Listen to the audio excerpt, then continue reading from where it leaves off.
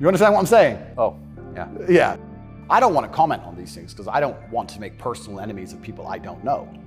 There's a guy called, once again, I have no idea who this man is. I just saw on Twitter yesterday that he was with a porn star who'd never done a male scene. They got married, and like a week after their marriage, she did her first male scene with some random dude. And he's on a podcast defending it. Did his wife have sex with somebody else? Correct. Why? Like, this is the level you can, but this is what the Matrix wants from you as a man. They want the woman in charge and the man below with no backbone, because if the woman's in charge, they can emotionally affect her. They can scare her. You can scare a woman easier than you can scare a man. A man. A real man's hard to scare. A woman you can make afraid of the vaccine, right? Be afraid, COVID, be scared. I would argue in nearly any household where the female was dominant, everyone's vaccinated. I would argue that point hard. Of course. Maybe I'm wrong, but I would argue it. I don't have the statistics. It's just logic to me. I don't believe it's a woman's job to be emotionally stable. It's a woman's job to do many other very important things that men can't do. More important, they're better than men at a lot of things, women are.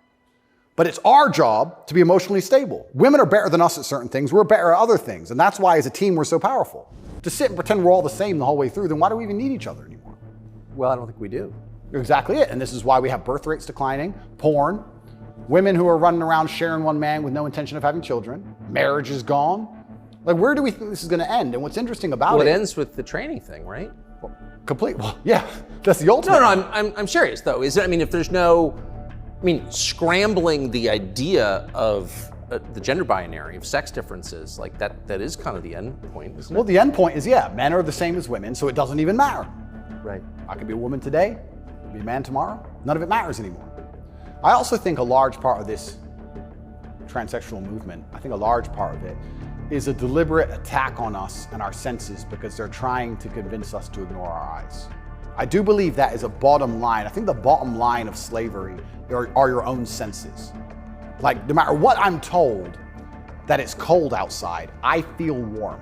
That's the bottom line. So once they can convince you that your senses are wrong, well, then you're completely open for the slave program. True. Once you can look at something with your eyes and ignore your eyes, you're a prime candidate. So I think a lot of this has also something to do with that. You are gonna say that's a girl.